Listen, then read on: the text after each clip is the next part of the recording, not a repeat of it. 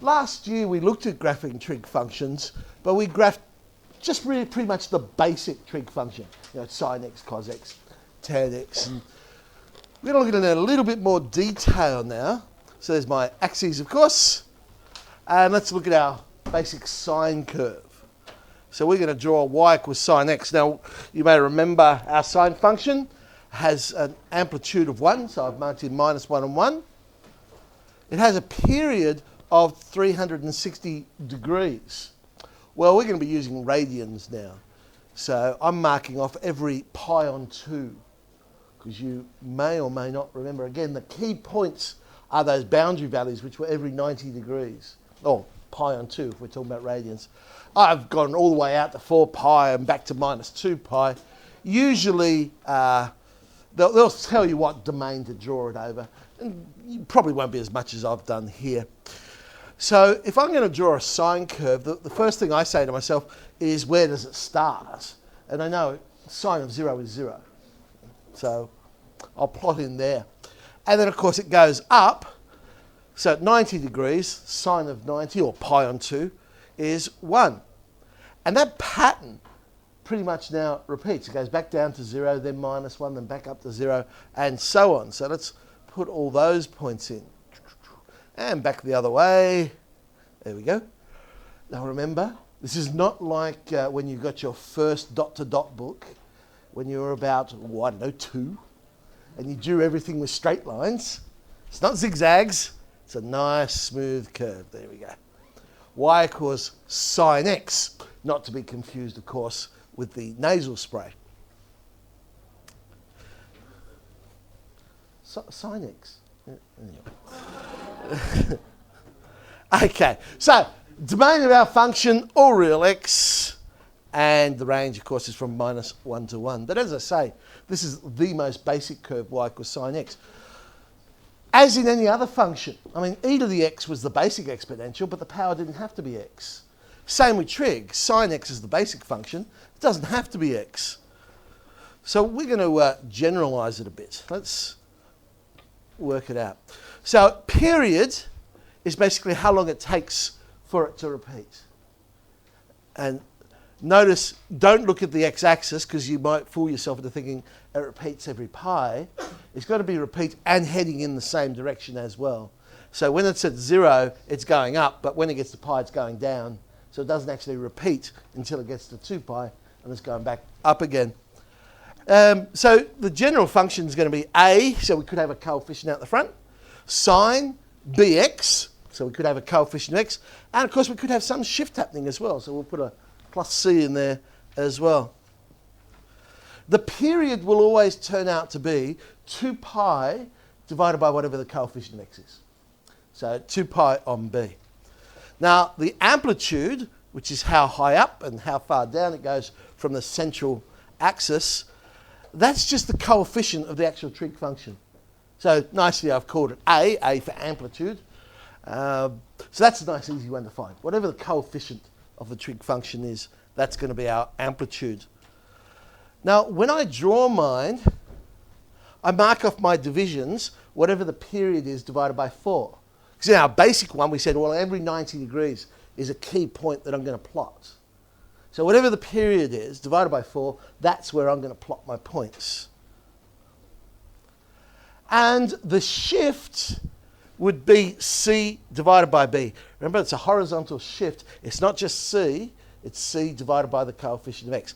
I suppose the other thing I've left out there too is we could have a plus some number to the function which would move it up or down as well. So let's draw this one. 5 sine 9x minus pi on 2. So first thing I'll do is I'll work out the period, 2 pi on 9. The amplitude is going to be 5. So I'm going to mark off my divisions, pi on 18. Now, if you're using a template and you're not drawing any other trig graph, well, basically you draw the same curve every single time, can't you? And just mark off the right scale, make it match that. So let's, it's also shifted in this case. Pi on 2 divided by 9 is pi on 18. That worked out nice. To the right this time because it's negative. To the right, it'll be. So let's draw in our axes.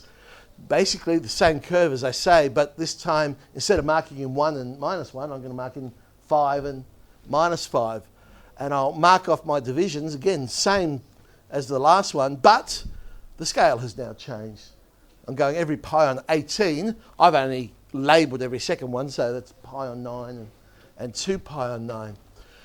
Normally I'd say, hey, the sine curve starts at the origin, but we have shifted pi on 18 to the right. So I'm going to start at pi on 18. And then it's just, okay, I know the sine curve from there will go up and then down, and we know that pattern. So we'll plot those points up and then down and back the other way. And we can draw in our sine curve. Now, the way I have drawn mine, if they had said draw it for a domain of minus pi on 9 to 2 pi on 9, this diagram would actually be wrong because I've kept going.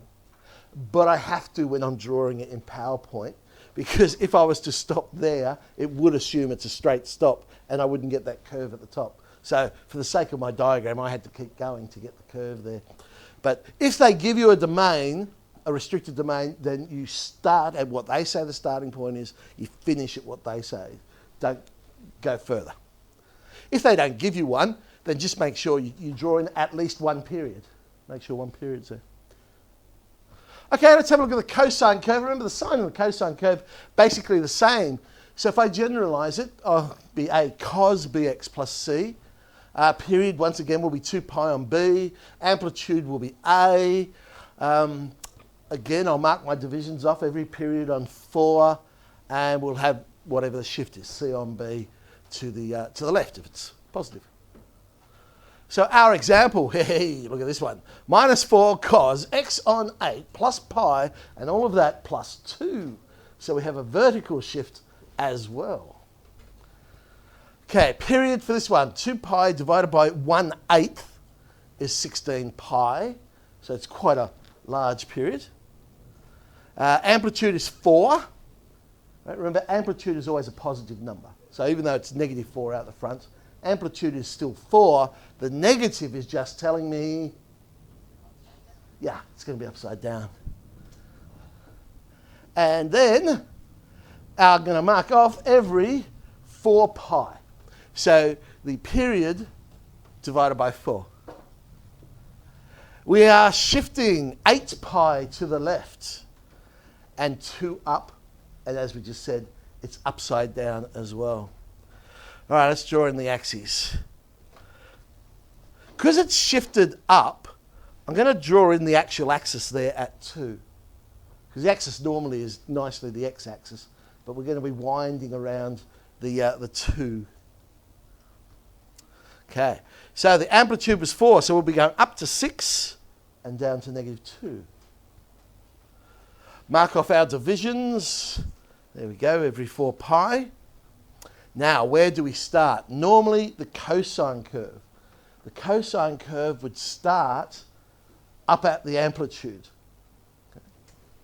But this one is going to go 8 pi to the left. That's this way. 2 up. So I'm now up at the peak. But it's upside down. So now I'll be at the bottom. So I'll be plotting down here at -8 pi, -2. And then from there, I should say, the cosine curve, again, winds around the axis. So the next point I plot is not on the x-axis, but on our axis that we drew in there at 2. And we're going up and down, up and down. And there's our cosine curve. And again, I've extended mine out so I can get the shape in there. Well, we can't do sine and cosine without doing tan. So let's look at tan, generalise it. A tan bx plus c. You may remember the period for the tan curve was different, whereas sine and cosine was 360 or 2 pi. For the tan curve, it's 180 or 1 pi. So for our general one, it will be pi on b, not 2 pi on b. Notice I didn't say amplitude, because with a tan curve, it doesn't make sense, because it goes up to infinity, down to minus infinity. It doesn't really have an amplitude as such. The divisions now will be period divided by 2, because the key points when we're drawing our tan curve, because the period's only half of it, we only have 2 key points in every period. And once again, we could have some shifting happening. So what did I get us to do? Oh, look, we're going to do y equals e tan pi x minus 2 pi. That's what we love doing in maths, isn't it? Let's just make it look harder. Still the same ideas, and it just makes it fun. So the period is pi divided by pi, which is 1. So I'll mark off every half. Shifted 2 to the right. 2 pi divided by pi is 2. So let's mark in. I don't bother marking anything on my y-axis because there is no amplitude. So there's my divisions. Now the tan curve. Remember your tan curve. Normally it would start at the origin. But this one is shifted 2 to the right. So I start over here at 2. And the pattern for the tan curve, you remember, will go x-intercept, asymptote, x-intercept, asymptote, x-intercept, and so on and so on. So let's put that pattern in. There's an asymptote, going back the other way, asymptote, x-intercept, asymptote, x-intercept, asymptote. Now let's draw our tan curve. It's our basic one because we haven't got a negative out the front. So, whoop, there it is.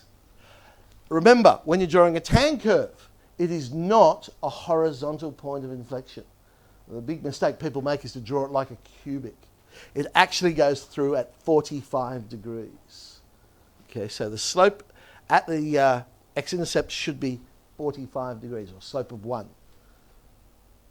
And then we'll just repeat that pattern in each of them. So the E out the front in this case was just being fancy. It really, because I put no scale on the y-axis, it could have been any number really. All right, so let's have a go at drawing some of our trig curves.